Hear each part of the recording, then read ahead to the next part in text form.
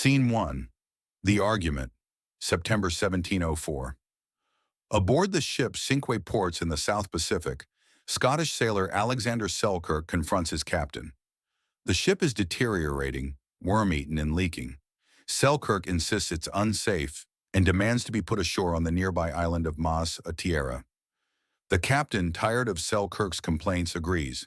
Selkirk gathers his few belongings, a musket, gunpowder, a Bible, tools, and some clothing, and is rowed to the rocky shore. Scene 2. Immediate regret, September 1704. As the ship's boat pulls away, panic sets in.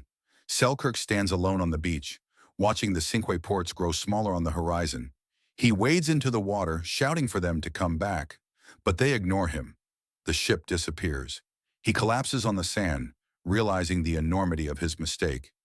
The island is utterly silent, except for the crashing waves. Scene 3. The First Weeks, late 1704.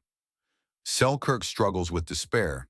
He barely eats, spending days on the beach staring at the empty ocean, hoping for a ship at night. He hears strange sounds, sea lions barking, creatures rustling in the dark. Slowly, hunger forces him to explore. He discovers wild goats, turnips, and cabbage plants left by previous visitors.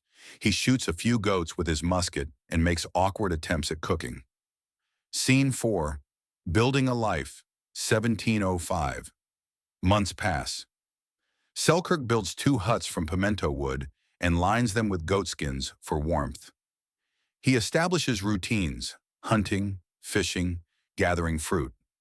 His gunpowder eventually runs out, so he learns to chase goats on foot, his body growing lean and fast. His clothes disintegrate, and he fashions new ones from goatskin. To prevent losing his mind and his ability to speak, he reads his Bible aloud, sings psalms, and talks to himself constantly. Scene 5. The Long Years, 1705 to 1708. Time blurs together. Selkirk becomes a creature of the island. His feet toughen until he no longer needs shoes. He grows a long beard and his hair becomes wild and matted. Twice Spanish ships arrive, but he hides in the hills. Spain and England are at war, and the Spanish would kill or enslave him. His loneliness is crushing, but he adapts. He tames some wildcats to keep him company, and even domesticates kid goats who follow him around. Scene 6. Rescue, February 1st, 1709. After 4 years and 4 months, 2 English privateering ships, the Duke and Duchess, anchor offshore. Selkirk lights a fire to signal them, a boat comes ashore, and the crew encounters an extraordinary sight. A man dressed entirely in goatskins, bearded, weathered, barely able to form words. He can only speak in broken, halting English mixed with bleating sounds. The captain, William Dampier, recognizes him. Selkirk weeps as they take him aboard. Scene 7. Return to Civilization, 1709 to 1711. Aboard the ship, Selkirk slowly recovers his ability to speak. He proves invaluable to the crew with his survival skills and knowledge. The ships raid Spanish vessels before sailing home.